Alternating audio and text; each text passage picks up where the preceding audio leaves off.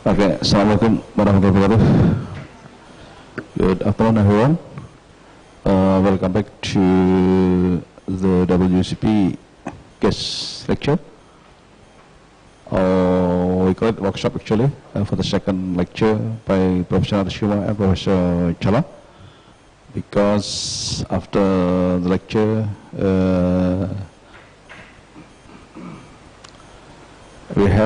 I will give you time to ask if you have any problem related to your own research you want to discuss with Professor Naresh and Professor Chawla. The time is today after the lecture. So it's good for us to have Professor Naresh and Professor Chawla again today to give the lecture. The first will be by Professor Naresh UNSW, and the second will be by Professor Chawla. I think some students are still in the class, Naresh, so that's we are now. Like on Monday, our time is about 1 hour for you, during question and answer. Yeah, so please start your lecture. Thank you very much. Okay, Professor Jumuna, thanks very much again for the kind introduction and inviting us again to come to Yogya to present some of our research. What I'm going to do today is sort of continue on the theme which we kick-started in the last presentation. In the last presentation, I talked about gels, particularly hydrogels, which could release antimicrobial compounds, or which could release ciprofloxacin and antibiotics from the gel. Towards the end of the lecture, I also showed the concept where we could make the gel itself antimicrobial by introducing certain groups into it, so that you don't have to release an antibiotic from the gel itself is antimicrobial without having an antibiotic in it.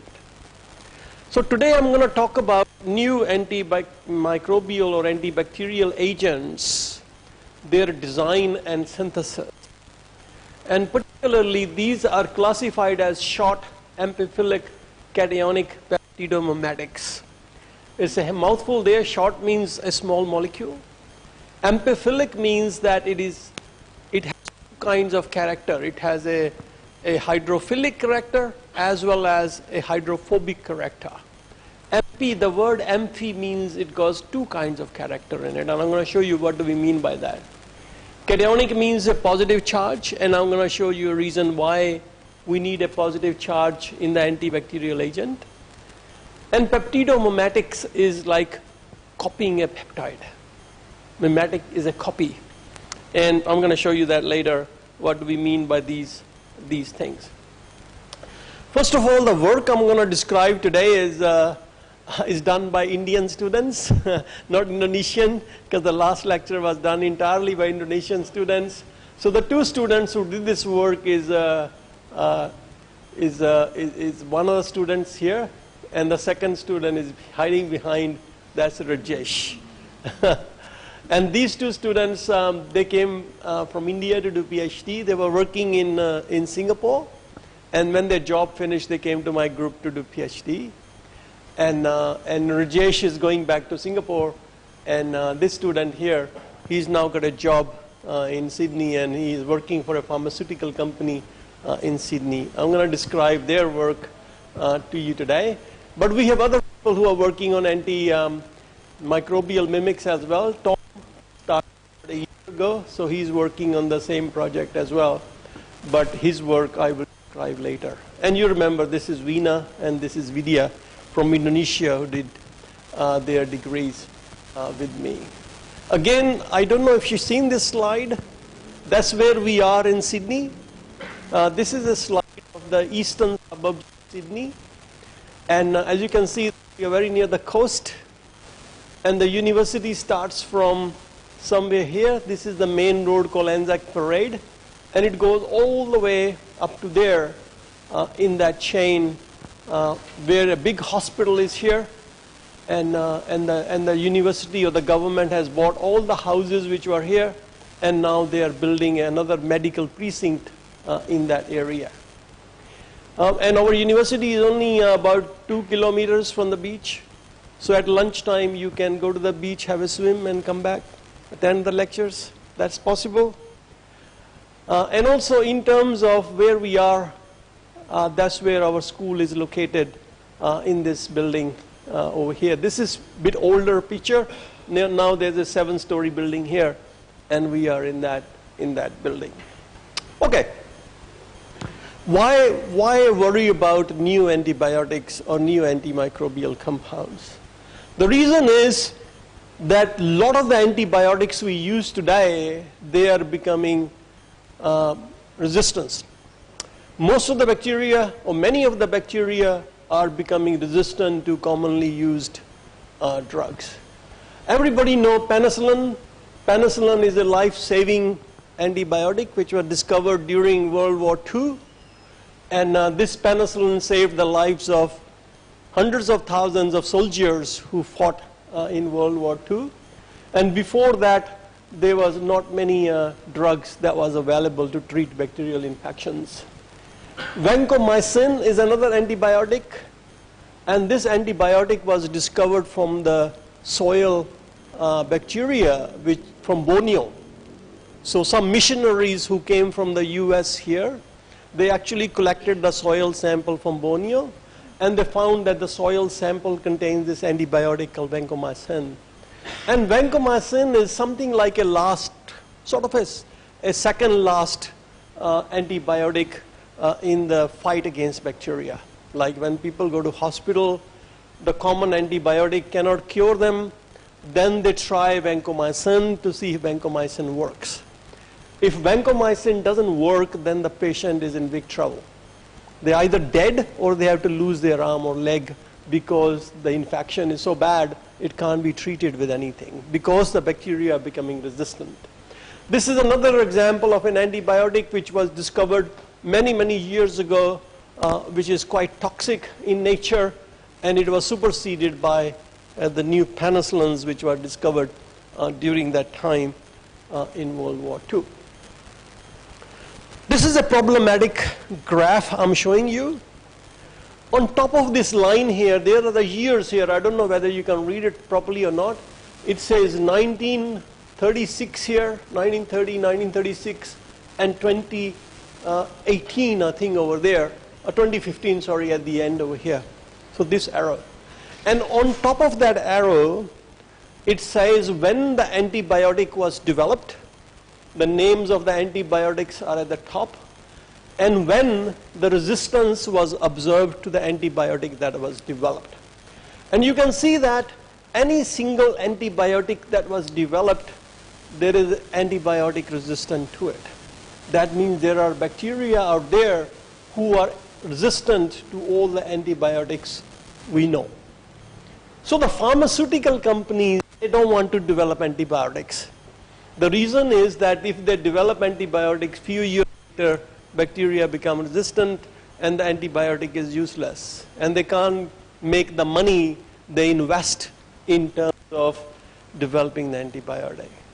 So clearly there's a need to come up with new ways of fighting bacteria, and the drug companies are not going to do it. So that means the job is with people like us in the university to find new ideas, to find new targets so that we can convince the government or the pharmaceutical company to invest into that drug. And also, another term that is used here is called multi-drug resistant. That means bacteria is resistant to many different types of drugs you might have. Another common term that is used in the hospital these days is called MRSA and VRE. MRSA is methicillin-resistant Staph aureus. It's a gram-positive bacteria and is resistant to the antibiotic which is typically used to treat gram-positive infections. And also, there is even vancomycin-resistant enterococci. And you can see that the vancomycin was developed in the 60s, and the first resistant to antibiotic vancomycin observed many years later. And I'll show you the reason for that later, why vancomycin took a long time to develop resistant than the other. Another problem with bacteria is that the bacteria form what we call biofilms. Biofilms are like these mushroom-like structures. So bacteria, they come as individuals, they come and attach to a surface, then they form a little home, then they build another story on top, just like humans. We buy a single-story house, then we build a double story on it. And then after a while, this mushroom busts, and the bacteria go and spread, colonize other surfaces. And this process takes about 24 hours, so it's not a very long process. And interestingly, up to 80% of human infections, they are biofilm related. So once the bacteria forms a biofilm, then the infection becomes really bad. And we start to become sick. So when we start to get fever, we start to get bad cough, that is because bacteria have formed biofilms. And bacteria in biofilms, they are 1,000 times more resistant to antibiotics because antibiotic cannot penetrate this mushroom structure easily. And also it protects bacteria from the human response, immune response, and it's one of the reasons why bacteria can develop resistance because of the biofilms which are there. So what is a possible solution? What is a new possible idea we could use to develop new antimicrobials? So one of the idea comes from nature. Nature uses what we call antimicrobial peptides to fight bacteria. If you look at the tear in our eye, the tears in our eye has these antimicrobial peptides in them. So that means every time a virus or a bacteria go into the eye, the tear enzyme kills the bacteria, or the tear peptide kills the bacteria. Peptides are basically amino acids linked together, as you will know. And these amino acids linked together, they can form what we call a helical structure. This is like a, if you look at a screw which has grooves on it, this is like a helical structure of the peptide. And on what side of the peptide you have the cationic groups, the positively charged groups, and the other side of the helix you have the hydrophobic groups, the one which repels water. And that's how the structure looks like if you look down the hole. So these are antimicrobial peptides are important constituents of human immune defense system. They are typically made up of 10 to 100 amino acids, and they are amphipathic or amphiphilic in nature. That means they possess both hydrophobic groups as well as hydrophilic groups. So how do they work against bacteria? The bacterial membrane, represented by this light blue color here, is a bacterial membrane. The bacterial membranes are negatively charged. They have a negative charge on them because of the phospholipids they are made up of. And the peptide, the antimicrobial peptides, they have a positive charge, and the positive charge and the negative charge attract each other. And then the hydrophobic part which is present in the peptide helps it to insert into the bacterial membrane. And when it inserts into the bacterial membrane, it forms like a hole. So once a hole or a pore is formed in the bacterial membrane, then the cytoplasm oozes out and the bacteria die. Okay, so that's a simple mechanism by which the antimicrobial peptides act. But the problem with antimicrobial peptides is that they are toxic in vivo if you take it in. They have protease liability. Protease liability means the enzymes in our body can cleave the peptide. It's just like food. You can chop it up. And peptides are hard to make. They are very expensive. If you got 100 amino acids and you need to link them together, the cost rises with each step. So the goal is really to develop small antimicrobial peptide mimics. That means develop small structures which still have the properties that are present in an antimicrobial peptide. And those properties are shown here. The blue one here in this slide is the hydrophobic group, and the red one is the cationic or the positively charged group.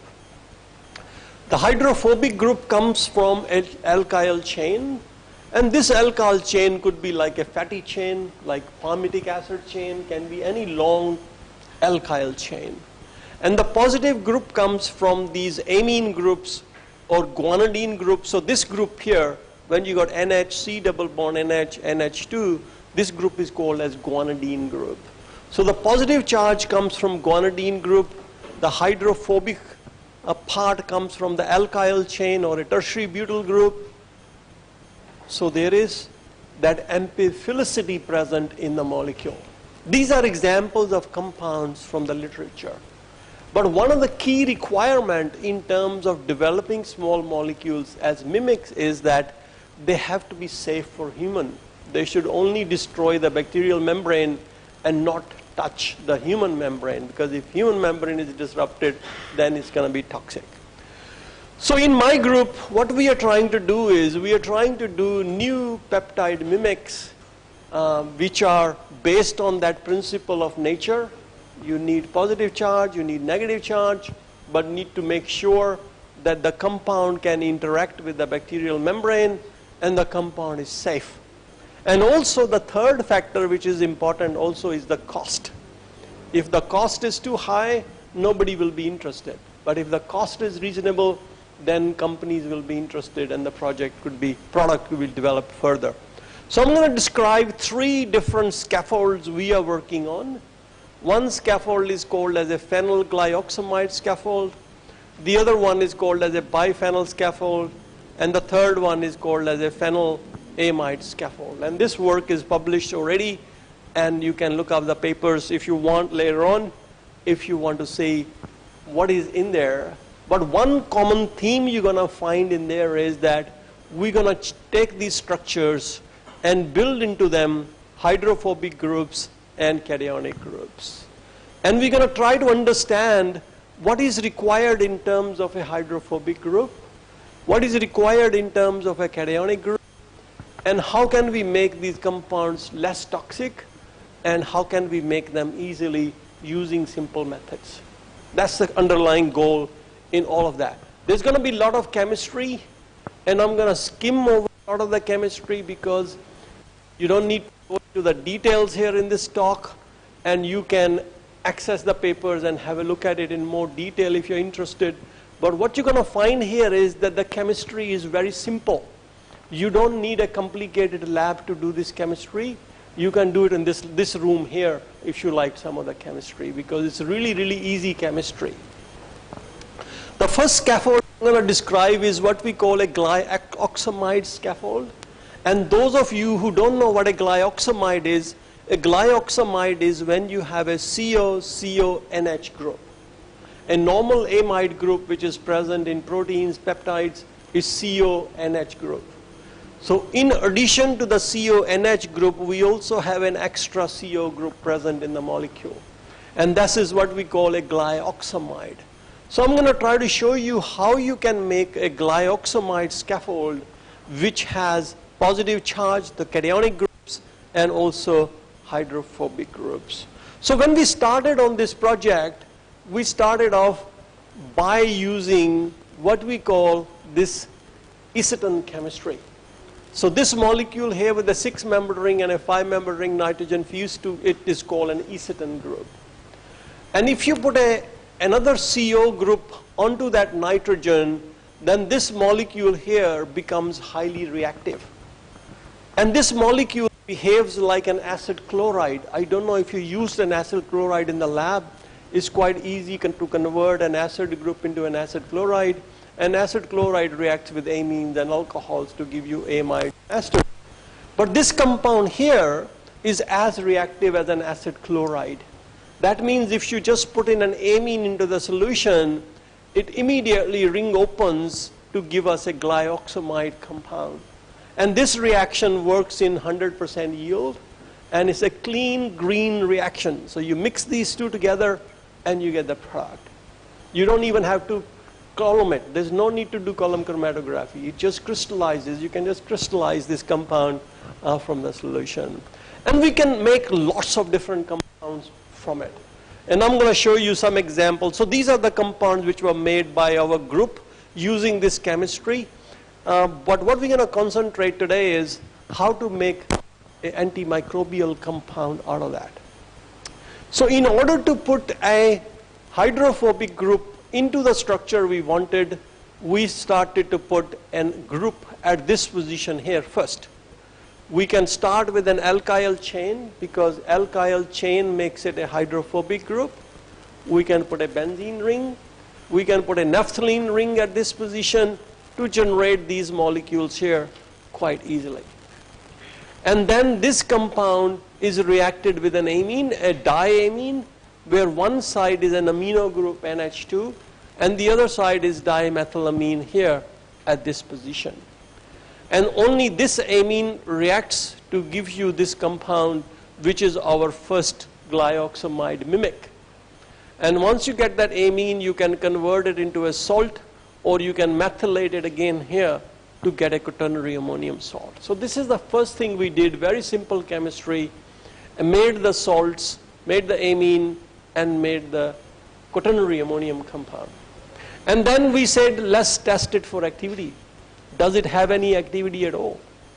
And what we found was that this compound here has a MIC is minimum inhibitory concentration, and we tested it against Staph aureus, which is a gram-positive bacteria. And what we found was that this compound with a hydrochloride salt had an activity of 16 microgram per mil. This one with a chloro group has activity of 29 microgram per mil, and a fluoro has 57 microgram per mil. There's some activity, not tremendous activity, but there's some activity. And also we measured quaternary ammonium salts, and they were a little bit less active, or a one-fold less active than the corresponding compounds where this was a hydrogen atom. So good enough, okay.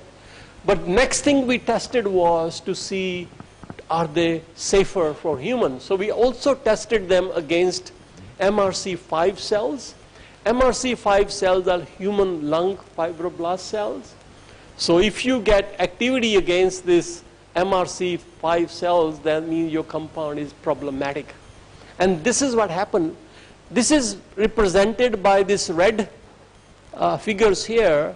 And whenever you're measuring activity against lung cells or human cells, they are measured as Ic50, okay, where 50% of the cells get killed.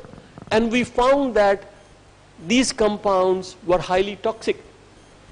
Activity is at 60 microgram per mil against bacteria, but they are affecting the lungs at 20 microgram per mil. So that means these compounds are of no use because they are toxic to human cells. We didn't give up. The student didn't give up. We thought, okay, what should we do now because our compounds are toxic? How can we make them non-toxic? So we designed, sorry, went the wrong way. So we designed more compounds based on, this is our first structure which we made. This is what we call our initial results.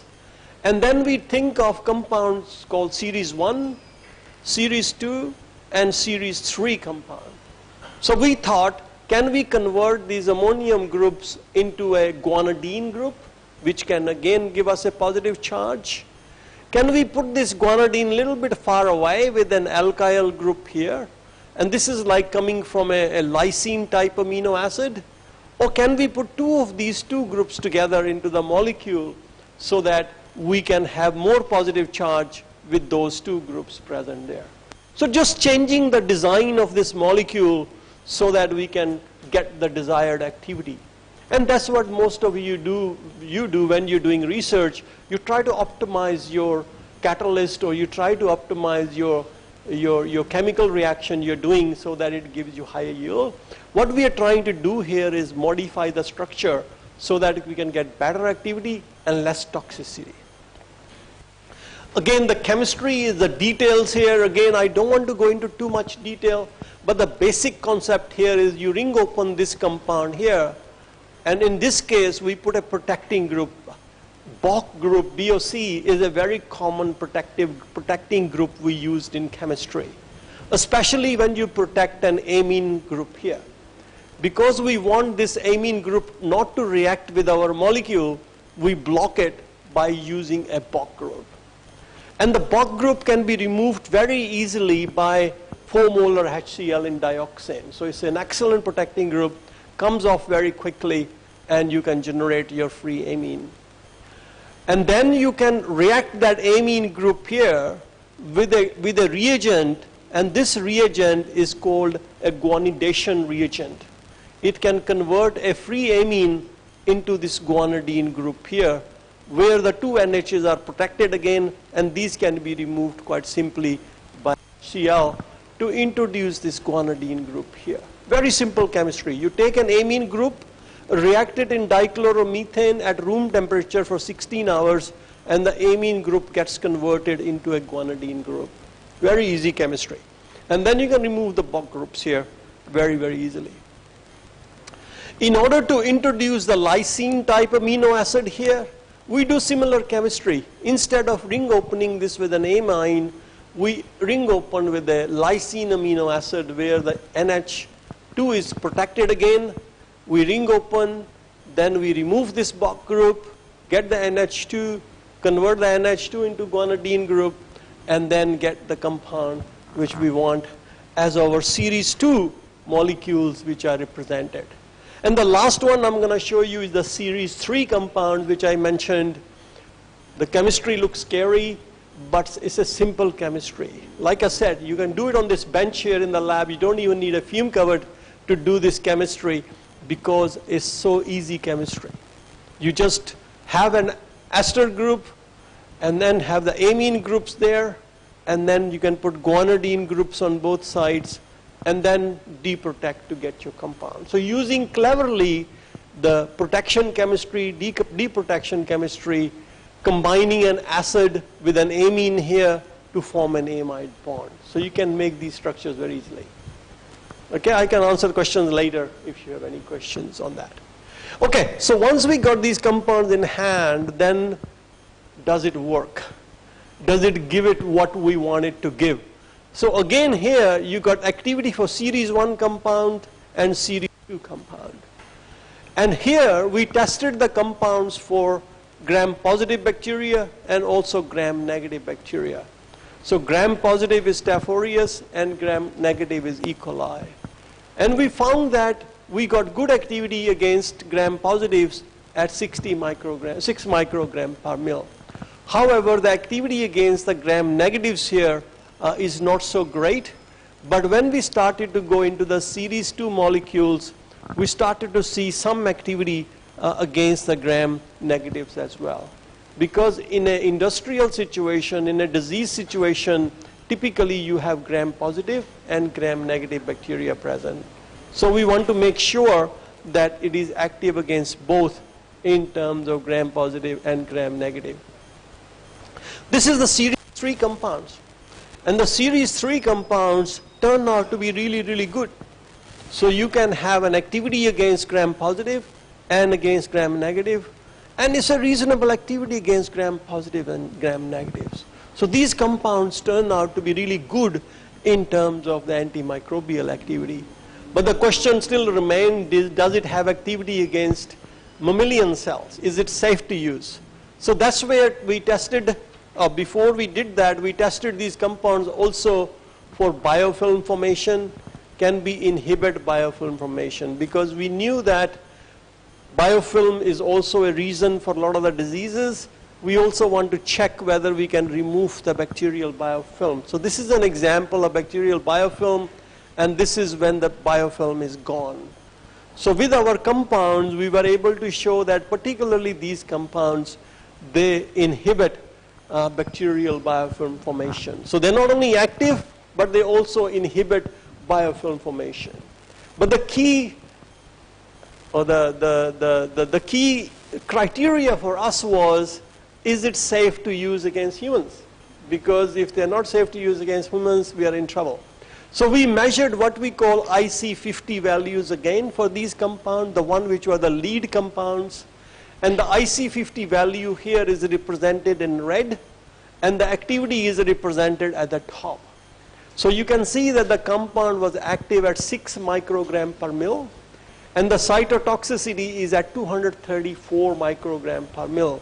So that means there is quite a big window, what we call a therapeutic window for our compounds, and that window is very, very important. So for example, 6 versus 170 here is nearly 30 times difference between the activity and the toxicity. And in this case here, this compound is not toxic at all. Even we measured up to 750 microgram per mil, and there was no toxicity at all. So these compounds are really, really potent. They're active, they're non-toxic. And we patented these compounds, and these compounds are now being evaluated by a company in terms of applications further. Coming to the next scaffold. The next scaffold here is what we call a biphenyl scaffold, where you got 2 benzene rings joined together. It's a biphenyl scaffold. The idea was simple. Can we take that biphenyl scaffold here, put hydrophobic groups on one side and cationic groups on the other side? And the hydrophobic groups we selected were tryptophan and phenylalanine amino acid, and the cationic groups we selected were 1, 2, 3, 4, 5, 6 different cationic groups. But the concept is very simple. You have a carboxylic acid group on one side and amine group on the other side. And then just use simple coupling chemistry to introduce these groups into your molecule. And the reason we selected biphenyl, you might ask why we bothered about biphenyl, is that biphenyl is known to interact with bacterial membranes. So we thought if we can introduce that biphenyl in there, then that will allow us to interfere with the membrane. Again, there's a lot of chemistry there, and I don't want you to overwhelm you with so much synthetic chemistry. But what I'm trying to point out here is that how we can make these molecules here from a relatively simple starting materials. And this is one of the key starting material was this compound here, and this can be accessed quite easily from readily available starting materials. One thing I want to mention here, the very first reaction where you're reacting a bromo compound with a boronic acid, this reaction is called as Suzuki-Miura coupling reaction. And Suzuki-Miura coupling reaction, as you know, Professor Suzuki won a Nobel Prize based on this reaction. And that reaction allows you to couple 2 benzene rings together. And this reaction doesn't require any dry conditions. You can do it in the lab. You can do it on the bench. And it typically works in very high yields. This reaction can be done very easily.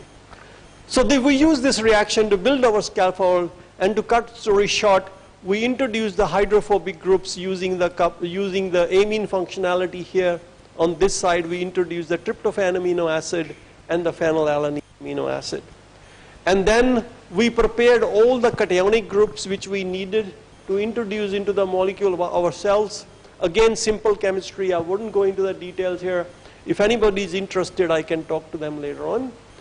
And what I want to really show you at the end is that this is our key starting material, which has the hydrophobic group built in, and then we introduce all the cationic groups which are needed on this side here, and then we can build from that structure all the molecules which we want. We also made one compound where we took out the biphenyl group, because we wanted to see whether biphenyl group is required or not. So we made a molecule here where you got tryptophan, phenylalanine, and the cationic group, but there is no biphenyl in the middle, because this acts as our model compound to check whether the biphenyl is important or not in this reaction. And we also made the compound where we put the positive charge but not the hydrophobic groups, just to check what is the effect of changing one structure on the other. Because this is what structure function is. This is what mean when you're optimizing your compound for activity. So if you look at these structures carefully, there are 2 structures here, and there is only very small difference between the 2 of them, and you can see that increase in hydrophobicity enhances antibacterial property. So the difference between this molecule here and this molecule here is this has just tryptophan, this has tryptophan and phenylalanine. And when we add phenylalanine, the activity increases from 62.5 to 15.6. The smaller the number mean more activity. So by simply introducing another one, you get better activity. And similarly, hydrophobic bulkiness alone is not sufficient for antibacterial activity. So we have the same quaternary group on this side is the same, but these two sides are different in terms of the hydrophobic group, and you can see that the activity stays the same. So that means just changing hydrophobicity alone is not enough. And if you look at another criteria here, the hydrophobic bulkiness and catianicity goes hand in hand for escalent antibacterial activity. So that means the guanidine group here is more active than the amine group, and one guanidine group comparing the activity. So you can compare the effect of a single group on the activity. Really understand at a molecular level as to what is going on. The next thing is, can we somehow understand the mechanism, how these compounds are interacting with the membrane. And what we do here is an assay which is called as a membrane permeability assay. So we can check whether this compound interferes with the membrane or not. And this is done by using an assay called a dye release assay. And I can show you how the dye release assay works before I talk about this. So the dye release assay works like this. This is our membrane here, and we introduce a dye into the membrane, and the dye goes inside the cell. Okay, so if the dye goes inside the cell, then the fluorescence will disappear, because this is a fluorescent molecule. Fluorescent molecule go inside the cell, and there's no fluorescence.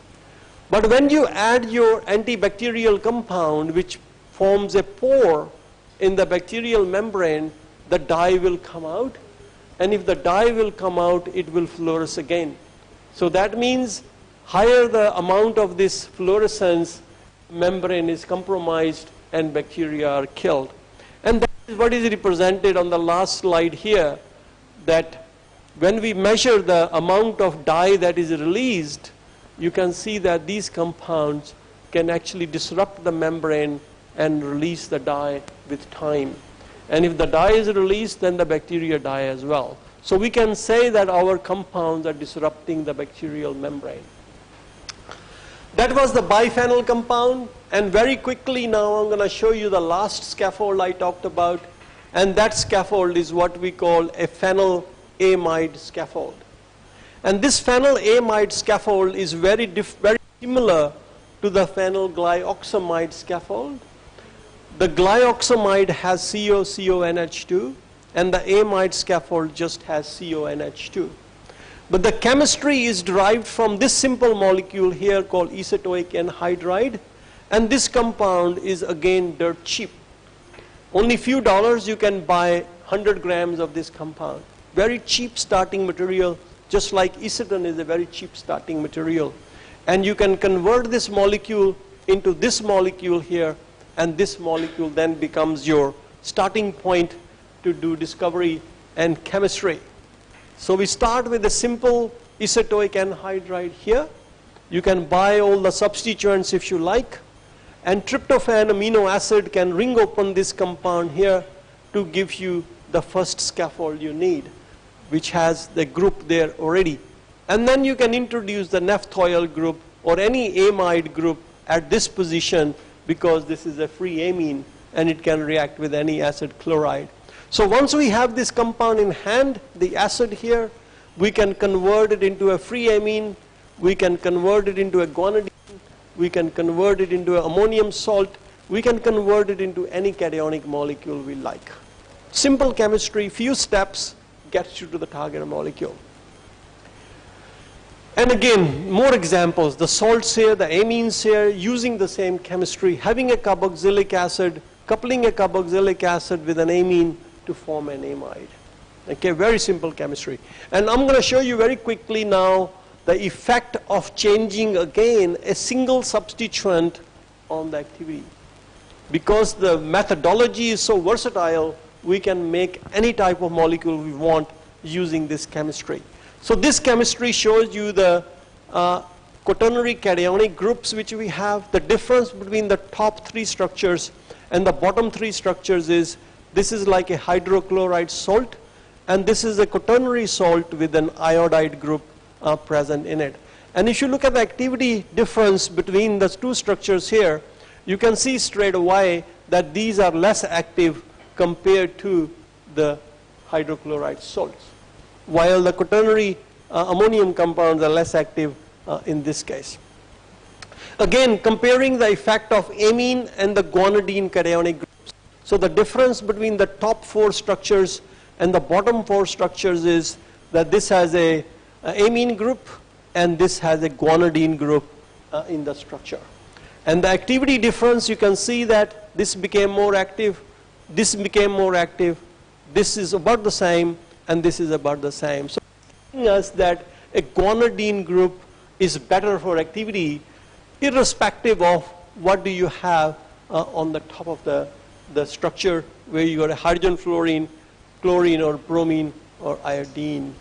You can also compare with the one same substituent the effect of an amine and a salt, a quaternary group and a guanidine group in the same molecule. Again, the same message comes through that the guanidine compounds are more active than the amine, the salts and the quaternary ammonium groups. That's against Staph aureus, the gram-positive bacteria. Again, we measured cytotoxicity to see whether these compounds are cytotoxic or not. That's measuring against the MRC5 cell line which we use. And typically we check whether the cells are viable or not after 3 days, 72 hours. And we can see that the compound 9B, which is this compound here with a fluorine and a guanidine group, is non-cytotoxic to the MRC5 cell line, because 99% of the cells are viable, nothing happens to them. But as we go to 9D, we start to go to bromine, we start to see some toxicity. Not a lot of toxicity, but some toxicity, 79% viable and 93 viable at 100 micromolar and so on. So this compound is again an interesting compound, active compound, and also when we tested these 2 compounds, the dye release assay to see whether these compounds interfere with the bacterial membranes, we found that these compounds do release the dye from the membrane. That means they are compromising the membrane, and if the membranes are disrupted, then the bacteria become unviable and they die. We also tested whether we can remove biofilms with these compounds, because biofilm is key in the disease eradication. There are many chemicals out there which can kill individual bacteria, but not the biofilms, and we were able to show that these compounds also disrupt established biofilms of the Staph aureus bacteria. I think that I'm going to stop here, and basically what I've done is shown you that how you can copy or mimic nature and generate molecules which can solve one of the biggest problems which is facing humanity at the moment, and that is antibiotic resistance. It is predicted that by 2050, more people will die from bacterial infections than from cancer. So clearly there is a need for us to come up with new ways of eradicating bacteria. And if you destroy bacterial membranes, it's not easy for bacteria to develop resistance, because the antimicrobial peptides, for example, which are present in our eye, has been there for centuries, and there's no resistance to those peptides against bacteria. So then the peptides still kill bacteria. But the challenge for us as a chemist is to find simple ways of making these molecules, small molecules, which are practical, which can be used to cure diseases. Okay, that's the key challenge. And nature is a great source of ideas for us to do when it comes to the lab. It just remains me to thank the Australian government who paid us the money, and also the medical research in Australia which gave us the money as well. And here are some of the students who also contributed to this project as well. And I thank you very much for your attention.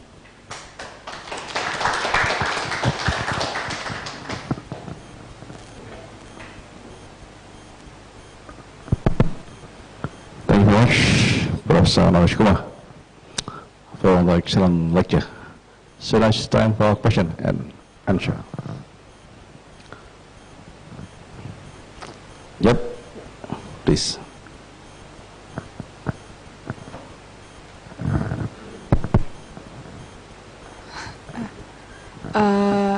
Thank you, Professor, for your lecture. I'm Daisy from chemistry.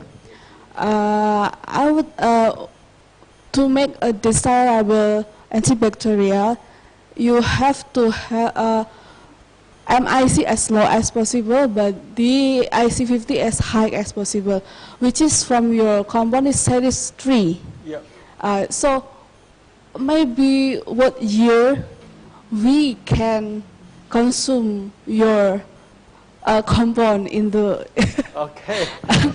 and That's a very good question.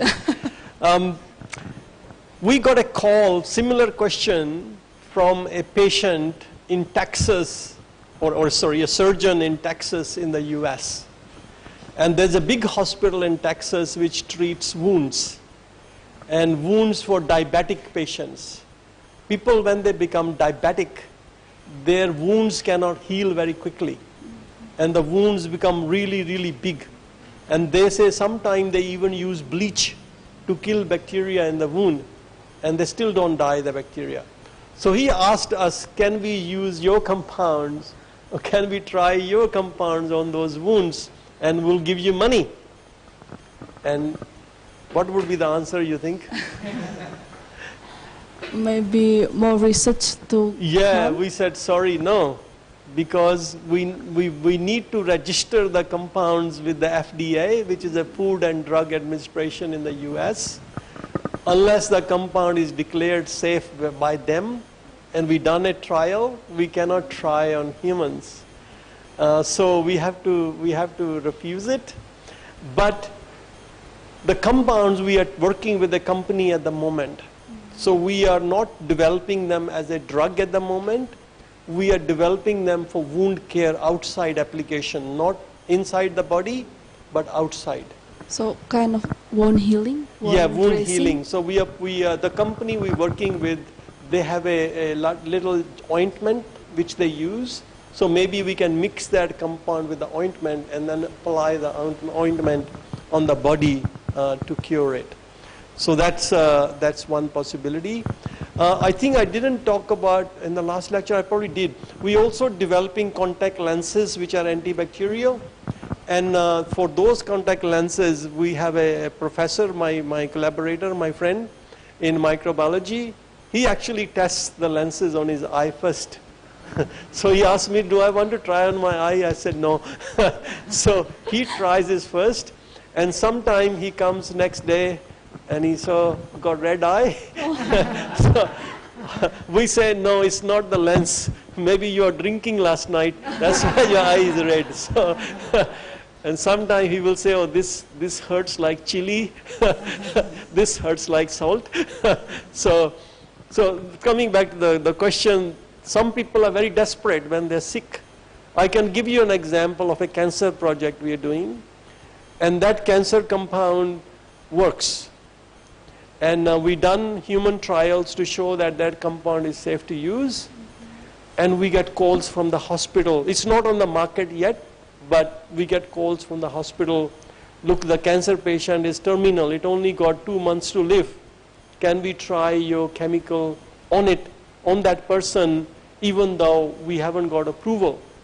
So in those cases, you can use your compound with the help of the hospital on cancer patients, but not so much on bacterial infection patients, because the bacterial infection patients, they don't die very quickly. It takes some time. But nowadays with bacterial resistance, some people die very quickly. There's a very close friend of mine who was our class fellow in India. About a year ago, he got a bacterial infection, and nobody could work out what that bacteria was. They took him to hospitals in Delhi, the best hospital in Delhi. They couldn't recognize, they couldn't find out what that bacteria are and how they should treat it. And unfortunately, that person died because they couldn't find the right antibiotic to treat that person. So when the bacteria take over, it becomes really difficult. They can take over the whole organ where they are infecting it.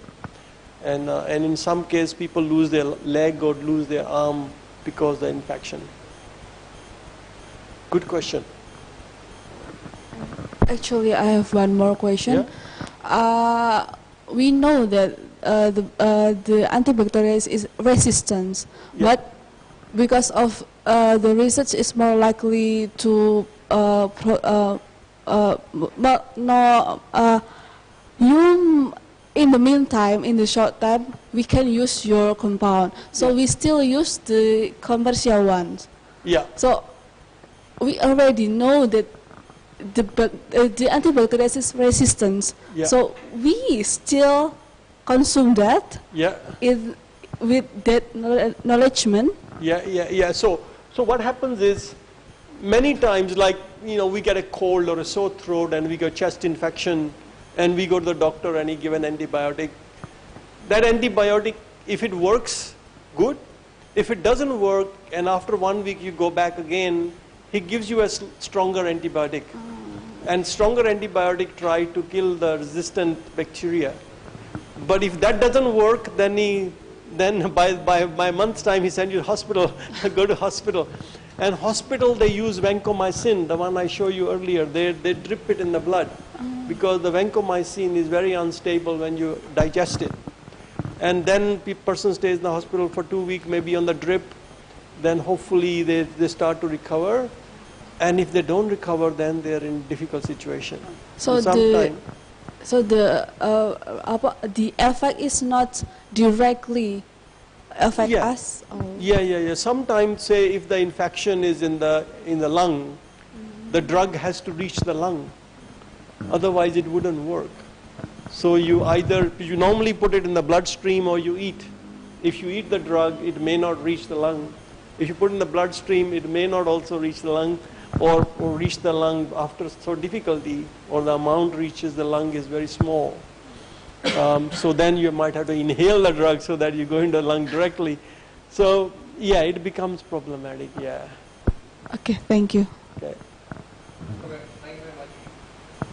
Next question, please. That side. Yeah.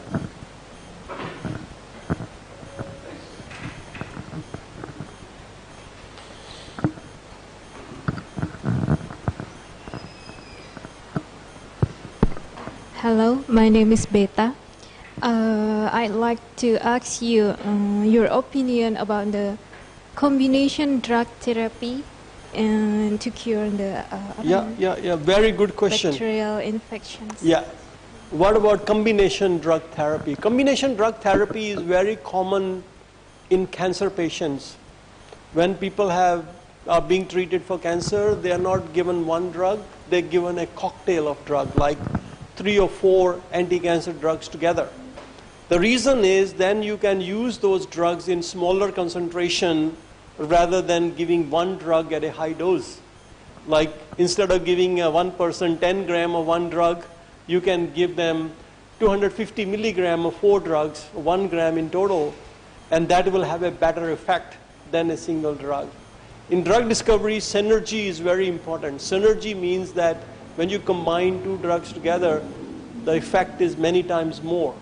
My teacher, when I was in India, when they used to teach us synergy, he said the easiest way to understand synergy is that if you are driving a car and the car is running on ethanol fuel, because you can get ethanol these days, and also if the person also has ethanol, the car also has ethanol, the car goes at many times faster than normal speed. This is what synergy is. When you combine 2 drugs together, the car goes much faster, or the body or the cancer cells get killed faster. The same thing applies to antibiotics as well. In fact, when bacteria become resistant, the pharmaceutical companies try to combine 2 things together into one. So there's an antibiotic called amoxicillin, which is the most common one you get. And the second antibiotic is called Augmentin, is another one. Very little difference between the two. They both have same ingredient, but Augmentin has another compound added to it. And this is like combination therapy, like two things given as one. So that can help in terms of antibiotic resistance as well. But I also showed you on one of the slides, there was a multi-drug resistant strains of bacteria. That means they're resistant to combination drugs as well. So yeah, good approach, but still hard to get practical results sometimes, especially when the human immune system is down. When you're stressed out, when you're under pressure, you can get bacterial infection quickly. You might have noticed that yourself. When you are really stressed, it's easy to get a cold, it's easy to get a sore throat, because bacteria are opportunistic bugs. They're waiting for you to go down a little bit, and then they attack you. So you have to be fit all the time. Yeah. But combination therapy is very important. You can also combine one mechanism of action with another mechanism of action. So that means you're hitting the bacteria with two punches, and hopefully they will die from one. Yeah. So did I answer your question? Is it possible if combined drug therapy can slow down the resistance? Can slow down the resistance? Oh, that's a very, very good question. Because we are giving too much antibiotic, that's why bacteria are becoming resistant. Like if you go to India, you can buy any antibiotic you want from a chemist shop. You don't even need certificate from the doctor. You just go to the shop and say, oh, give me 3 of this and 2 of this, just like buying lollies, give me 2 of these, 3 of these. And people are becoming doctors by themselves. If they get sick, instead of going to doctor, they just go to the chemist shop, oh, give me this. And somebody will say, or Jumna might say, oh, this medicine works really well. And then the person just go and buy this medicine without even checking whether they need that medicine or not. So because we are consuming a lot of antibiotics, bacteria are becoming resistant. In Australia, if you want to buy antibiotics, you need a script from the doctor. And the chemist would not give you antibiotic until you got that script. And we are told in Australia to use all the antibiotics which are there when we buy a script. So typically for chest infection, we will get 15 or 16 capsules. So we have to complete the course of 16 capsules so that any bacteria which is left is killed. But if you only take 2 or 3, you killed maybe 90% of the bacteria, and 10% which are resistant are still there. And the 10% then will grow, and that's how bacteria become resistant, because the survival of the fittest. The fittest one keeps on surviving, and it's like a race between humans and bacteria always been, because bacteria has been on this planet for longer than we have been. They came here first, we came later. So they know, because they can change their generation in a day. They can multiply in a day, and we take 100 years to change our generation. So that means evolution is favoring them in developing resistance, while we are very slow to develop drugs, because developing drug takes some time. But combination can slow down the resistance, yeah, because then you're using smaller doses and hopefully killing the bacteria by different ways so they don't develop resistance quickly. More question? Yeah.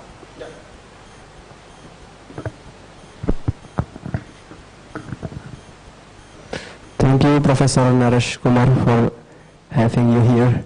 My name is Riza. You have synthesized that compounds, and that's very useful, I think. And when you have found the compound, you will register that to FDI. And what is your obstacle to do that? Thank you. Sorry, I didn't quite follow your question. Your obstacle from process to register that compound. Process to register that compound. That's a very good point, because the biggest expense when it comes to taking something to the market is the registration of the compound.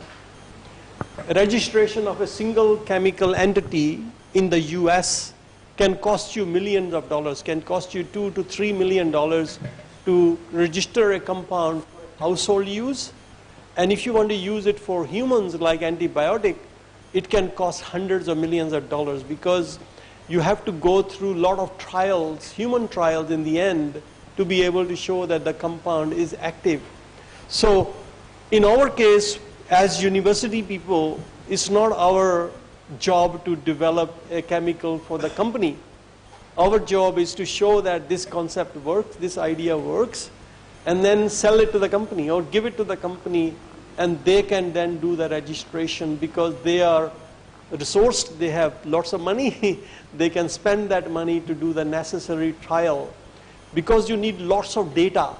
So say when you want to develop an antibiotic, you have to trial it on the small animals, big animals, monkeys, humans, and that process takes a lot of time and also very time consuming. And in terms of research, that's not interesting because it's just like a process you're trying to develop.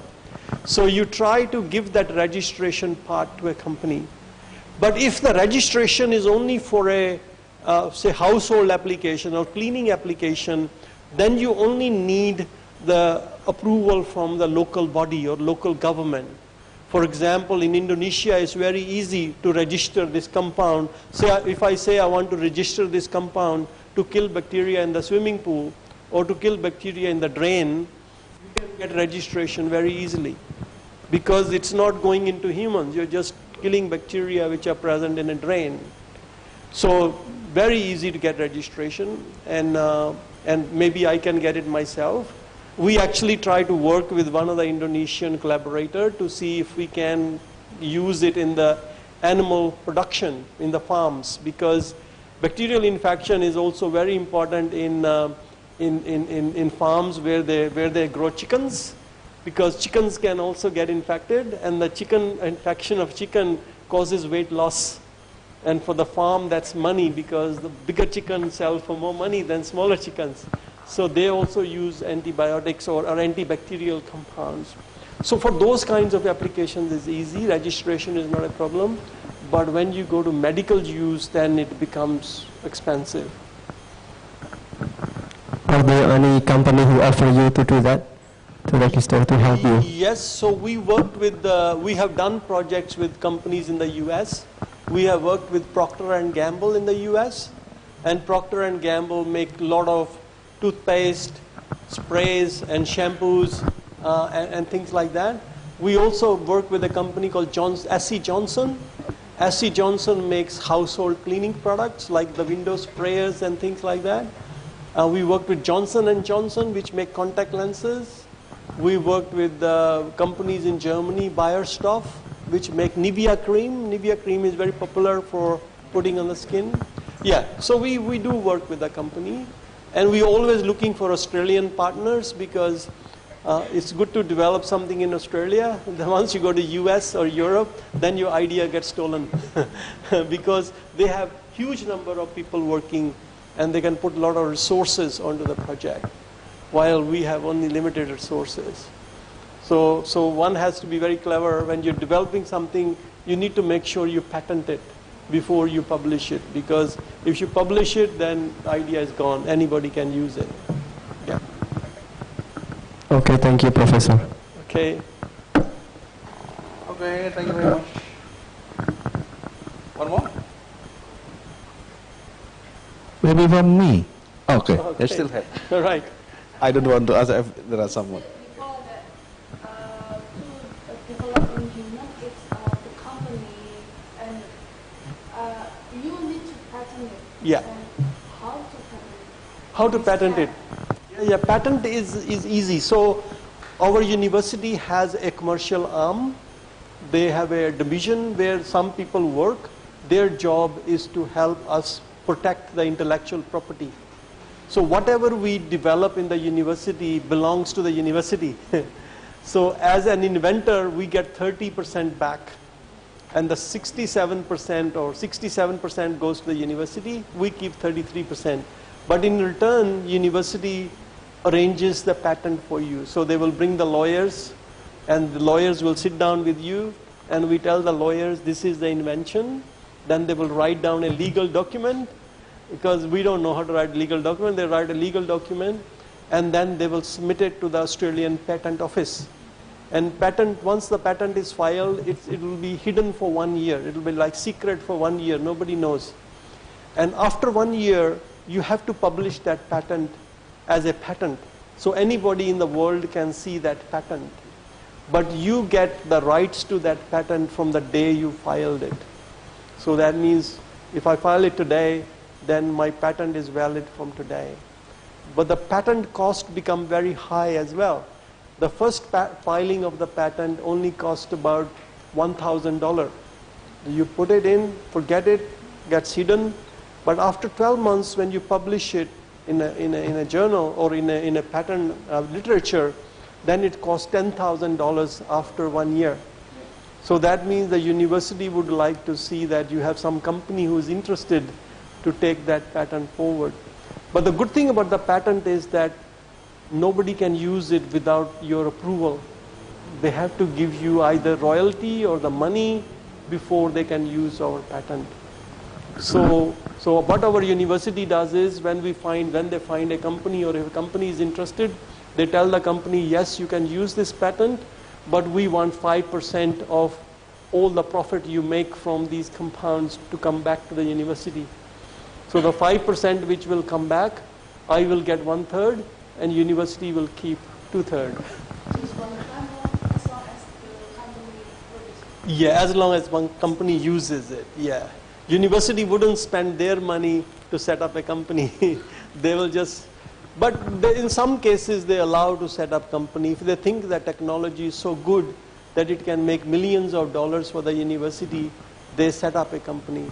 Like there are many examples in the US where the idea came from the students in the uni and the university patented it and they're making millions of dollars. There's a drink called Gatorade. Gatorade is a sports drink, and that was developed by students in the university. And the university get now billions of dollars of royalties from Gatorade. So the university, when they see it's a good idea, they like to keep it. They don't give it away. They want to make money as well. Yeah. What was your best compound for antibiofilm Okay, activity? so the best compound is towards the end, which I Is showed. it for antibiofilm activity? Yeah, antibiofilm. Antibiofilm is very important. So we actually testing 4 of these compounds I showed you at the moment with the company. The company's name is Whiteley. Whiteley is a company which is interested in wound application. They are interested in anti-effective surfaces. So they are actually trialing those 4 compounds at the moment. And at the moment they've given us money, salary of one postdoc to experiment that for the next 6 months. And if those experiments look positive, then they will give us more money, and then they will try to develop it into a product. So that trials are going on right now. And we filed that patent about 18 months ago. So the patent is now public, but we still own that patent because we filed that 18 months ago. Yeah. Okay, I think the time is up. So please join me to give a big applause for Professor Naresh. So thank you very much, Professor Naresh Kumar. So now we are going to, you can join the drafting, what's that, training.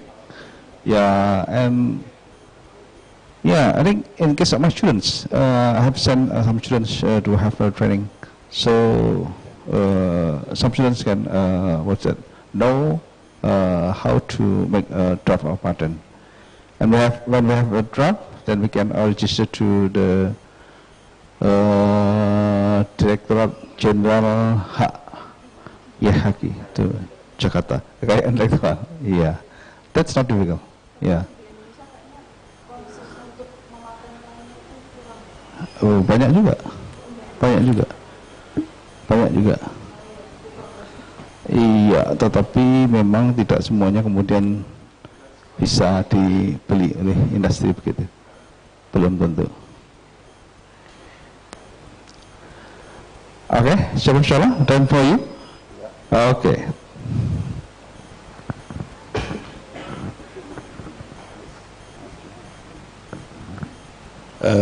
Professor Jumina, friends, I gave a talk 2 days back, which was a different concept of the incubator. Today I will give another concept, which will be all futuristic, and it's not known right now, but the things are coming up very fast. I'll talk about the principles involved in it. We are giving a concept of metallo-supramolecular chemistry, and I'll tell you about the basis behind it. Whenever you meet someone, something register in your mind, and you always recognize that person, even if after 20 years you meet the same person. What is the basis behind it? Why you are able to recognize? Why you are not able to recognize the others? This is a concept at the mental level. And if in the context of chemistry, if you see Linus Pauling, who won the Nobel Prize twice, right, gave a concept of chemical bond. That means the two substances react with each other because they form bonds. And these bonds, he categorized it into 3 categories. One was called the electrovalent bond, the other is called the covalent bond, the third one is the coordination bond. In all these 3, there is a arrangement of electrons which reshuffles. This concept was given in 1940s, which were continued, and today we make many kinds of bonds. I think Professor Naresh Kumar has mentioned many kinds of bonds which are formed between 2 substances, and a new substance is formed. Now, if this is so, it is not out of, I would put it up, the sky to understand why these bonds are important. Right? I will be talking about something when there are no bonds. I mentioned the phenomena which I mentioned was the recognition of each other, for example, is based on something which is non-bonding, which is not binding at all. And this non-binding becomes a very important aspect. For example, Jumina and myself, we recognize each other, right? Even after we meet after 2 years. What is that? He is not my brother, he is not my, he is not my papa, he is not my something, right? So what is important? What is that which is making us understand each other? And there is no bond. Right? What are those forces which react with each other to give rise to a new kind of binding? And such bindings are always very weak. There is no bond, nothing. You meet a person, and that's it. And there is nothing registers, right? On the other hand, you have got the glass of water, which is picking up. You pick only 1 out of the 2. Statistics says that you will pick up 1, right? 50% chance, this or that, but it does not tell us which one. So the issue, therefore, comes up is that the weak interactions become very important to consider, and that's why I give this title, The Power of the Weak. We shall be discussing about how the weak forces or weak interactions become much more strong than the strong which we know. In case if you look into this, I think I'll have to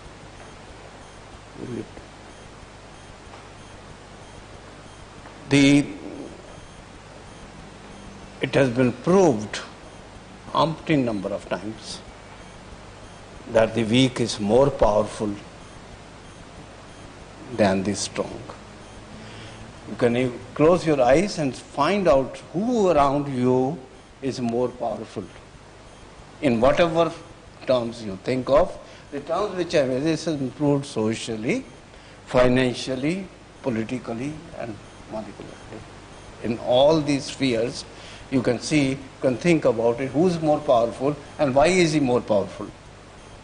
And if that is, see, the three examples which have been taken, one is the Hitler, for example.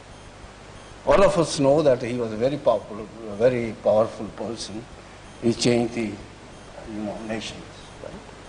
But he was always supported by the weak. Next one is again Saddam Hussein. Right? He is also very powerful. But once the weak withdrew from the powerful, he no longer remained powerful, and even his statues and all kind of things. Next one is Bhutto. These are the three examples which have been taken from the history itself, recent history, not very long, and it becomes a very powerful tool to see. If you think about these things, all these things, the important lesson which we learn is the strong exists because weak protects it. If weak is not supporting it, strong is not a strong one. It loses its strength. So, the power of the weak is recognized when strong is in danger. Otherwise, nobody will bother about the weak. When the strong becomes in danger, then you have to recognize the weak. Weak unites to become strong when it is hurt. When the person is hurt, right, the weak is hurt, then strong is interactions with there. When weak becomes strong, it's a question that it's only a kind of matter of time when the weak becomes strong. And if it becomes strong, it either crumbles or humbles the strong. You will notice this in every sphere of life, I put it up, in your short life or long life, whatever you have, it is repeatedly proved. Weak gets dispersed by itself. Weak normally doesn't stay together, but it disperses. Right? And if it disperses, it can be ordered to disperse, it can be changed by itself, or it can be induced. In such cases, what happens is, you will see,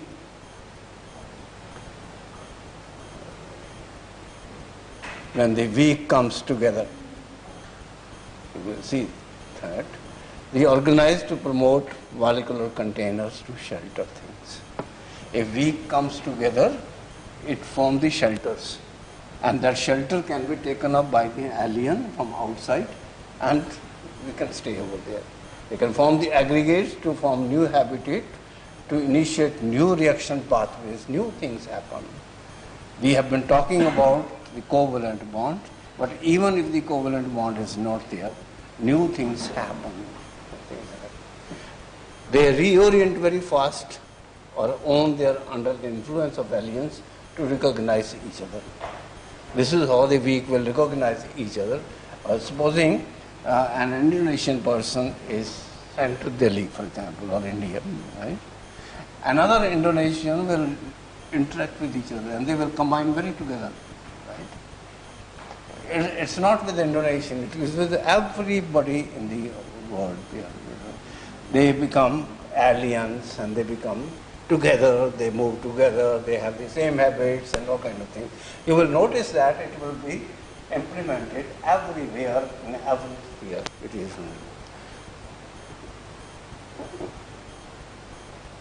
In terms of molecules, This is what it translates to, whatever I have stated so far. Whenever there is a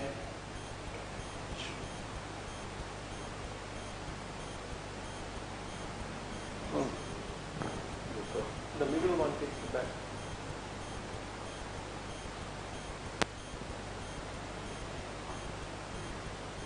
it is always surrounded by the strong, is always surrounded by the weak. And if weak is removed, strong no longer remains. If they interact, if the weak becomes interaction, the interaction comes out to be such that they form a kind of cavity. And once the cavity is formed, you can use it the way you want. They can induce the signals. X meets the Y, and those signals are registered, and that is called the semiochemistry, that is the chemistry involving the signals. Right? This is the new chemistry which is going to come up. Semiochemistry. When it is chemistry is related to the social relationships, then it is called socio chemistry. Those are the chemistries which are going to come, and if you look up the encyclopedia of philosophy and psychology, it is this socio chemistry is listed under our name. Now once we have this can also react with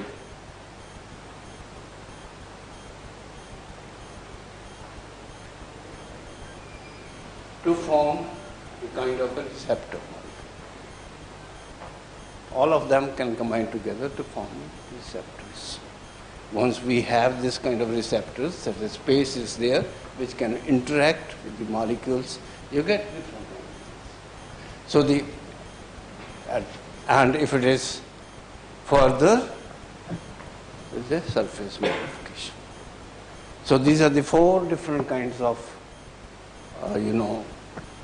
interactions which will come together to give rise to four different types of applications. We will be working on the applications, and I shall be demonstrating that how actually these things happen. If we need to know how weak is weak, we need to know that how weak is weak. And this weakest bond which we consider in chemistry is the hydrogen bond. At the time of when Linus Pauling talked about the covalent bond, there was no hydrogen bond. Hydrogen bond came together because it's a weak interaction. Electrovalent bond, for example, which he introduced, which was as a transfer of electrons, is not considered to be a bond at all today. The bond, coordination bond, which means donation of electrons from one atom to another atom, is also not a bond. It's only an interaction. The only bond which remained, which has been recognized today, is the covalent bond formation. And that covalent bond we have given, I think Naresh Kumar has given so many examples of making the covalent bonds. Here it is a list of the strong and the weak. We are talking now about the weak interactions and not the strong bonds like covalent bond formation. And once we have this, how weak is weak, we need to know. And the strongest, in this parlance, the strongest bond, I would put it up, or the strongest interaction is the hydrogen bond. And if you go on weakening hydrogen bonds, the weak interaction, the most weak interaction becomes the pi-CH. That means these interactions, if they become very, very weak, you start. So the most important, therefore, interactions would be the interactions of pi-CH, followed by soft acid, soft bases, followed by the bonds which are formed on the intermediate interactions involving one hard and one soft basis. If we interact with this. If these are the things, these are the interactions which we need to know, we have to then consider, is there any use of all this? And as you will understand this, the most uses come over there, and I will stress upon the application part which is here. We have no time to see how much time you can devote to develop a drug. It will take 20 years, maybe 30 years. By the time you start, you will retire, right? And drug will still not come, or it will come with some modifications and all things. Right? I don't have so much time. I'm an older person, maybe the oldest in the hall, right? So I would give maximum 10 years time for the technology from the concept to the application. If you cannot develop the technologies within, say, 10 years or so, it is better let somebody else do it. So therefore, this is a hydrogen bond which is there. The properties which I mentioned was only the weak interaction. You can know hydrogen bond in water. This is a simple case of water which is there. Right? All these big structures, it's only water. What is important is these are these 6 important properties of hydrogen bond, which are often overlooked. The electronegativity, all of us know that the 2 electronegative atoms have to be there to form the hydrogen bond. And distance, direction, ring formation, all these things are important. What is important is when the hydrogen bonds are in a straight line, it is strongest. When they are at the angle, it is not a strongest hydrogen bond. And this strength increases or decreases these applications. If you know, you take it with phenol, for example, this is phenol. The OH groups of phenol interact with each other, and you have got the phenyl ring which is there, which will form the hydrophobic ring. There is a polar linkages, there is a hydrophobic linkages which are there. They have come together. Once we do this, they will all come together. This is a quinol structure and this is a fluoroglycinol structure. Very simple structures about which we all know. And you will see that as you move from phenol to fluoroglycinol, the structure orients in such a way that it has got a different properties.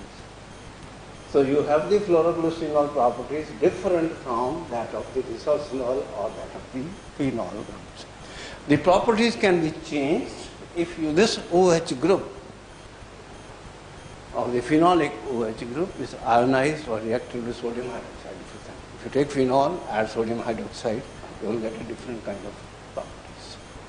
Because now you have created a negative charge onto this. Earlier it was not a negative charge, it was the only thing. So once we have this negative charge, etc., one can always have the basis and carry out the other properties. So therefore, in order to orient this, have the properties linked to the applications, you need to think of these weak interactions and how you can modify them. The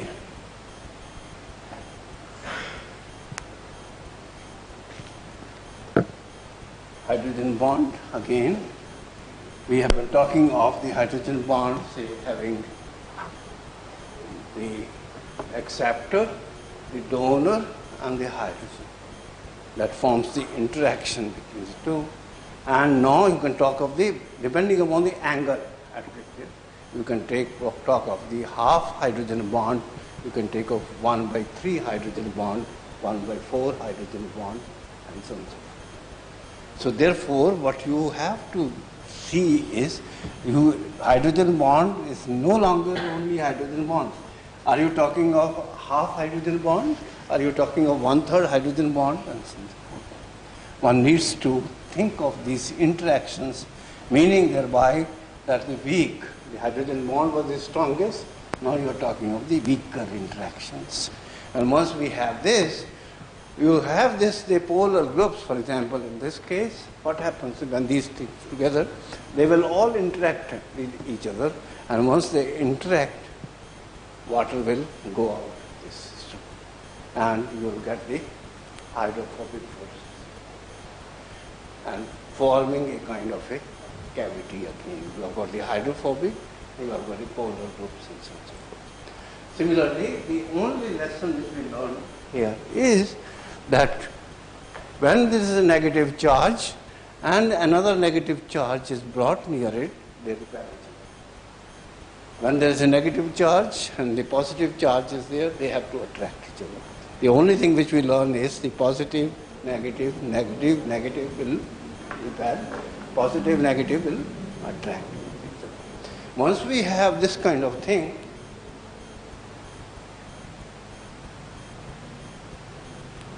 we think of now applications. When the very weak forces, they come together, they form the hydrophobic forces, and there's a polar. What you have got is you make a kind of a cavity, make a kind of a space which is not enough to form a bond. Weak come close, which is not enough to form a bond, to yield signals. And these signals are perceptions, sensory perceptions. You have got the ear, nose, eye, touch, taste. All these things are on the basis of when the weak are not able to, interact in such a way that it forms a bond. Now, once it is not there, this interaction signaling comes. You have to see the signals of it. Weak may temporarily shelter an alien. Suppose somebody else comes in, they can give temporary shelter. Right? But that shelter will be destroyed the moment the existence of the one who is giving a shelter is in danger. Right? So they will temporarily shelter an alien till their own existence is threatened. When environment disturbs the coexistence to reject an alien. So they may provide pockets for strong interaction with others, which could be ions or molecules, or receptor and substrate, which can be host gas chemistry, and so on and so forth. All these things are known. They have been proved, the host gas chemistry and so on. Main stress has been on, so far, main stress has been that there should be a positive charge, there should be a negative charge, that means the charge complementarity. Similarly, there is a size, there is a shape. All these things will become important and to give rise to a substance. This is an example.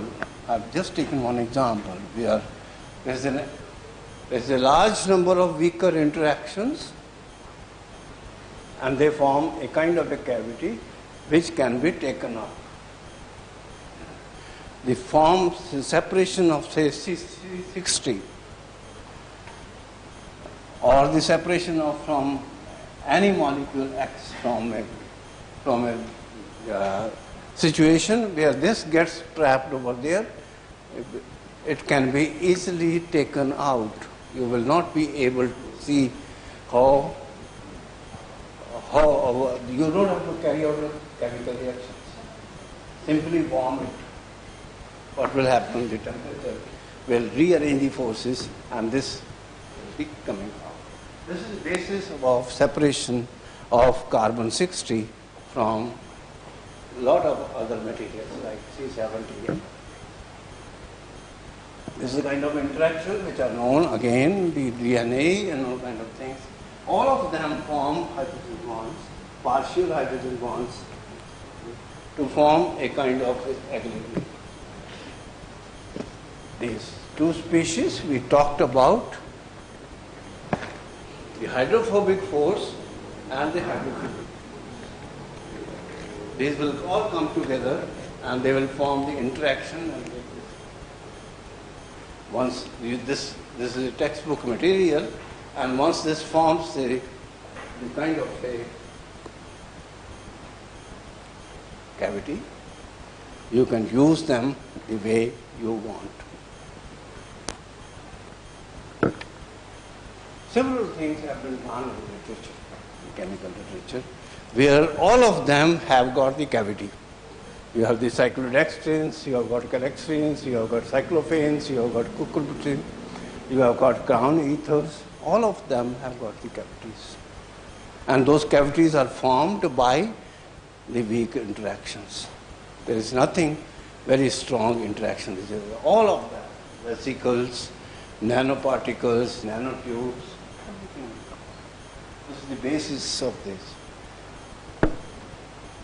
These are the things which we have evolved out of the, these are calexin bases. You can change the size of the basket, and we have got calexin, 8-arene, 4-arene, 4-arene, 8-arene, something. You can have calexin 20 molecules come together to form a very large cavity which is there, hydrogen bond. Once we have this, we have done a lot of work, but I'm not going to talk about these. That's what I'm talking about, only one principle, that you can change the interactions into the molecular cavity can be changed, and you can use that really.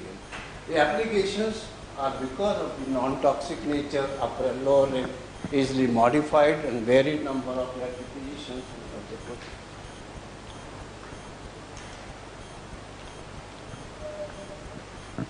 The interactions we have been able to do, a lot of sensor materials have been formed, which are, some of them have come into the market. These are literature. I'm not going to talk about the literature. So many papers which we have published, mercury sensing, silver sensing, iron sensing. This is because of the ferric and the ferricity. Iron chelators is another one which is here. We have done all these things, but I'm not going to talk anything about these things. You can always read in literature. These are some of the further cobalt, zinc, manganese, platinum, all these things have been done, and the publications are listed. We have also done it for anions, positive charge, negative charge. These are all anionic publications which are there, and they are all well-respected journals. Not to talk about these things. We have also talked about the uncharged species.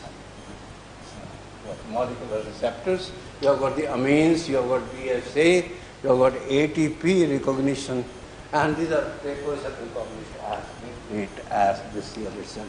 2019 we have got the glycine and histidine recognition. So let us not forget these things. All these things require, again, all these publications require the positive charge and the negative charge. And there is a cavity there. Once it is there, if you have got the cation,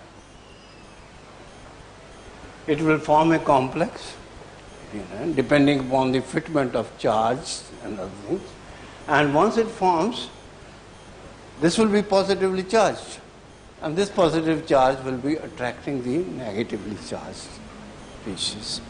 And if it is having a negative charge, it is complexing with this, there will be a positive charge which will be coming out. If there is a neutral one, it will be like this, and give rise to this coming out. The basic idea behind this is that whenever there is a charged species, it will interact with the receptor depending upon its size of the cavity, fitment of the charge has to be there. And if it is there, if it is positively charged, this will further interact with negatively charged. And if it is negative charge, it will interact with the positive charge, and this situation will go on indefinitely. Now, if you do this, situation comes up to be like this.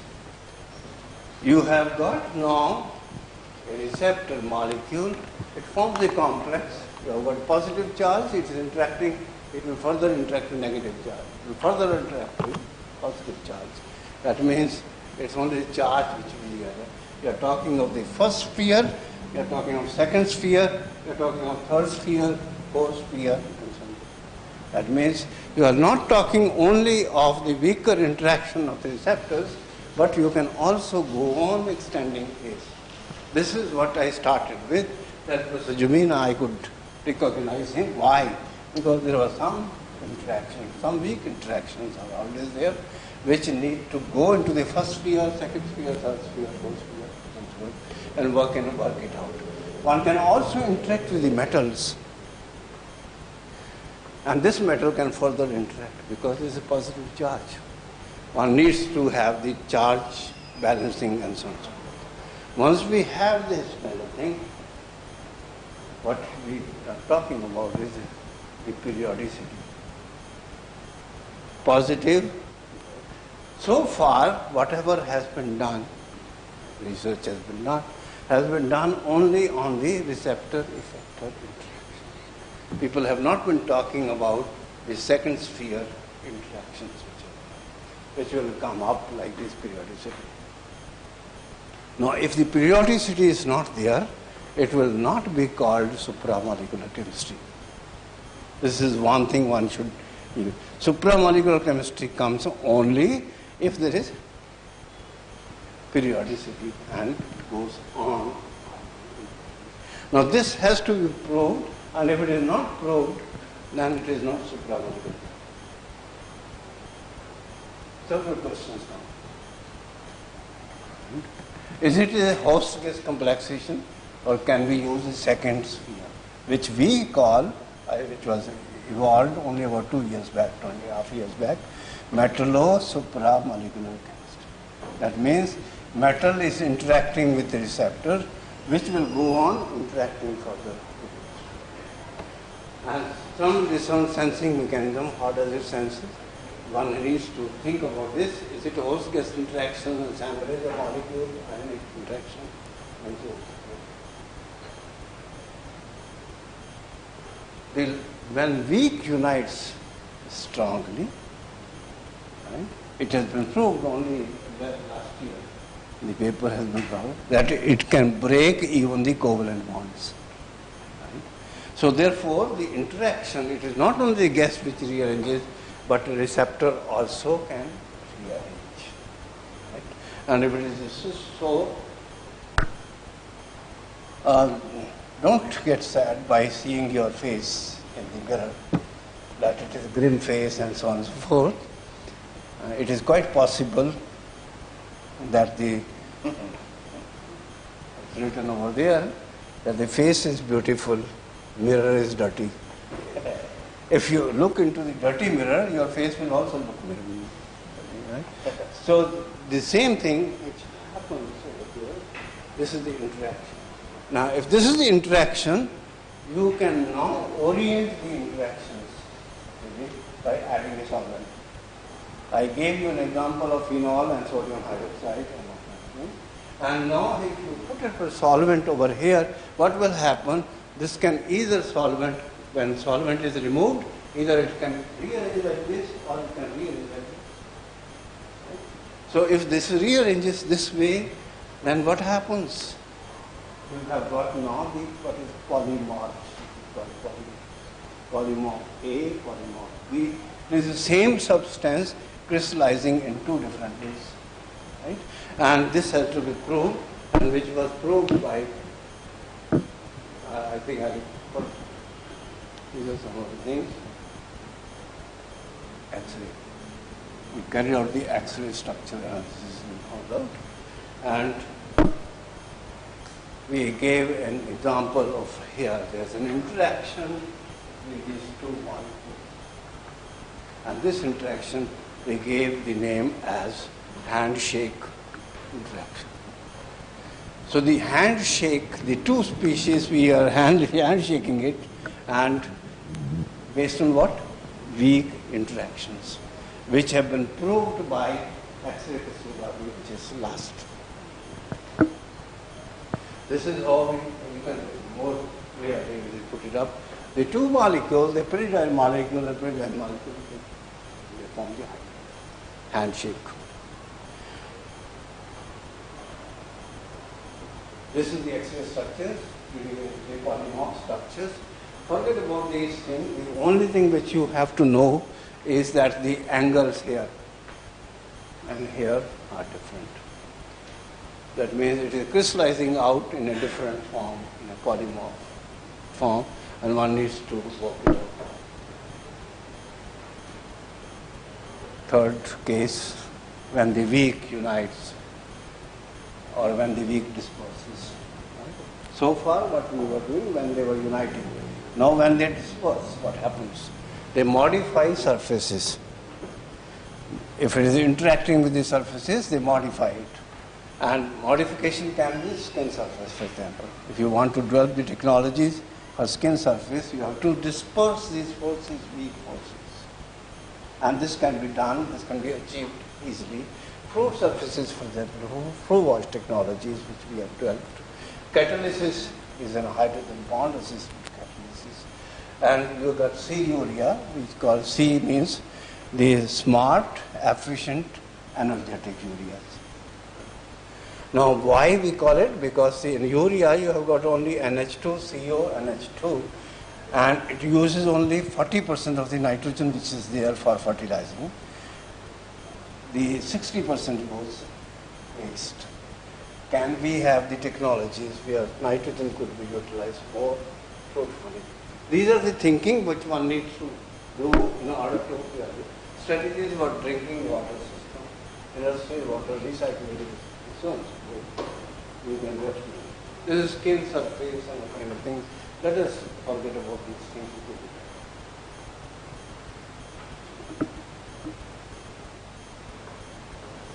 This we have the fruit wash surface. You wash the fruits and vegetables depending upon the dispersal of the forces which we have. And well, the technology where fruits and vegetables could be preserved without refrigeration. So they don't get about 45% of fruits and vegetables occurring or growing in the world never reaches the consumer. This is the kind of thing which we have done, 9 days, 0 days, 9 days, 10 days, and so on. This is washed, unwashed, washed, unwashed. And we have got the data, I put it up. Cherries, for example, can stay for 6 more days without refrigeration, without ice. Otherwise it has to be carried on ice. Similarly, you have got the other tomatoes, plums, and capsicum, and all that kind of thing. All these things are dependent upon weak forces. Now, and here is some of the things which are here. Tomatoes, for example, we have started marketing it in such a way that we label washed, which is really shelf life extended, which is there in the market itself. Then more important thing is here the visually impaired women.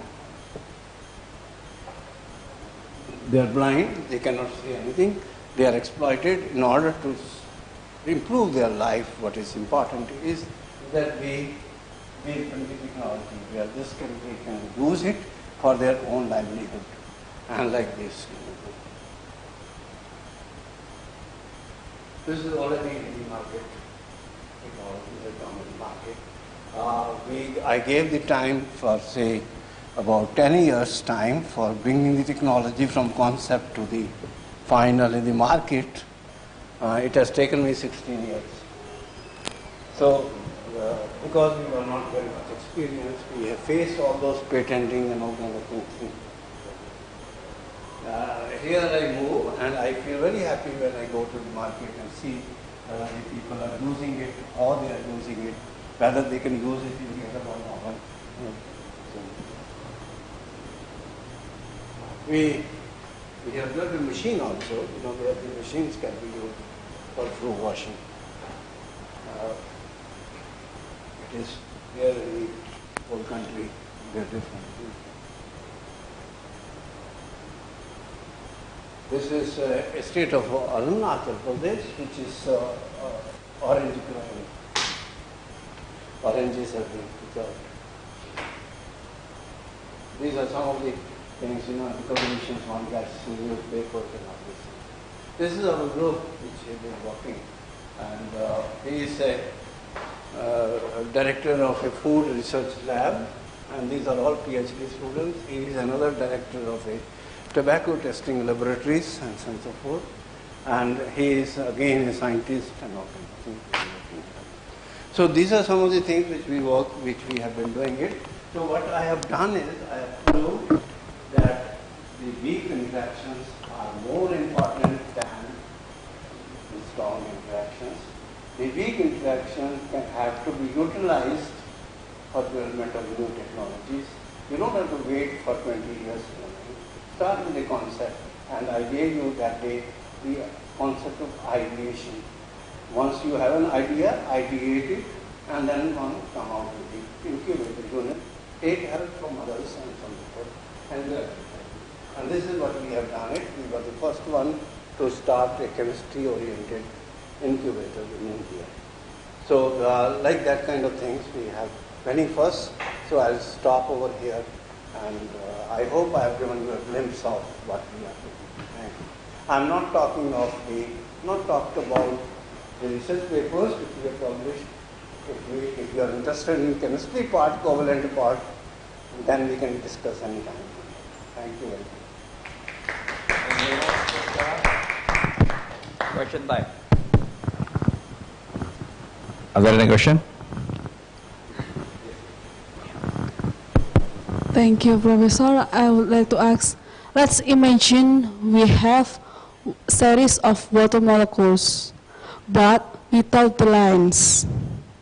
So, how can we define which is covalent bond and which is hydrogen bond? See, the covalent bond, we always recognize that is a CC bond formation, is the sharing. All other bonds are only interaction. Covalent bond is where there is a sharing. When there is a donation, it is not a bond. When there is a transfer of electrons, it is not a bond. But we have HO without the lines. The lines. Without lines.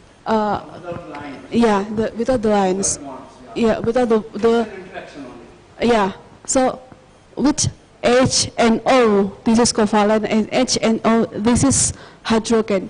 How can we define it? Maybe can I work on there? No, see, hydrogen bonding if you want to test. That may matter. No. Saya bisa nulis. You can. Okay. Please.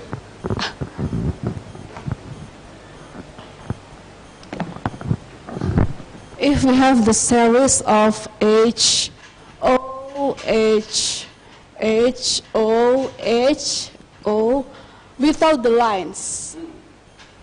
So if we have the lines, so this and this is covalent bond, this is hydrogen bonds. But without the lines, is this covalent bonds or is this hydrogen bonds? I got what you want to say. Yeah.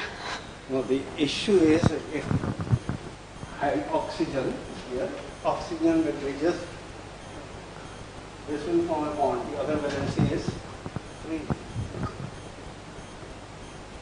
You have to talk of the electrons. You cannot have this OH bond only, it will be unstable. In order to have this stability, it has to be attached to another hydrogen. Because oxygen is bivalent, hydrogen is monovalent. Right? They have to interact. Now, this interaction, supposing this H is removed, you have got now H is and this is R. Now you have got this bond is there. Right? This will be not covalent bond. Because you are utilizing this lone pair. Oxygen, nitrogen for example, you have got hydrogen, you have got hydrogen, you have got hydrogen. It is this lone pair which will be interacting. These are all covalent bonds. So we can define it, the bond from the energy bond or the energy bond. Thank you. Okay. Next question, please. please. This is the conceptual level. In terms of phenol, disorcinol, and fluoroglycinol, how are Different. how are they different? When, especially, I give you one example. maybe disorcinol and No, I'll give you one. okay. This is phenol, right?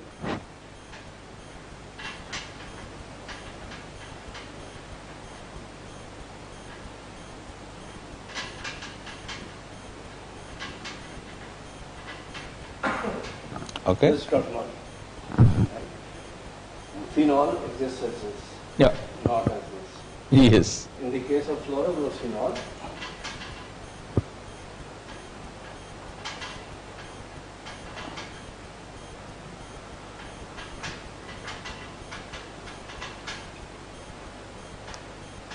it exists as this, not as this. Really? Okay. So you can have these interactions, carbonyl. Okay. What about disorcinol? Disorcinol will be in between the two. In between two. Yeah. Disorcinol, it is, Stability will not be there. yes. Disorcinol and progalol, they are used to make calix disorcinarine and calix pyrogalloarine. But with fluoroglycinol, We have the example, I can give you the example. We were carrying out the reaction of the chalcones, for example. yeah, You have got the OH here yes. and you have got OH here, which gives rise to the reaction of Singapore.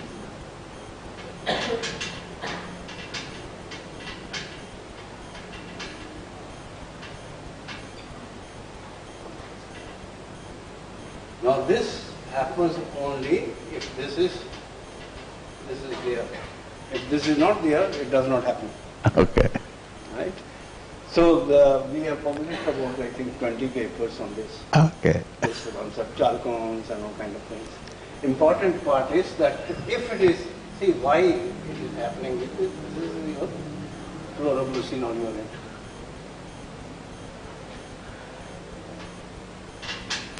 This is this. That's fluoroglycinol, yeah. Can we make calix fluoroglycinolarin? Yeah, this is Can we make calix fluoroglycinolarin? there. There. Yeah, there. Because, The okay, calyx. calyxines are formed by, you have any phenol, you can put it up that way. Any Yeah. phenol is there. You have to have this. yeah. Okay. Some more question? Okay. So please join me to give a big applause to Professor Chawla. Thank you very much, Professor Chawla, for your lecture. So to Professor Kumar. And yeah, after this lecture, if you want to ask something, we are still here to answer your question. So we come to the end of the lecture. The last thing we want to have is photo session. Okay, come on for photo session. Thank you very much.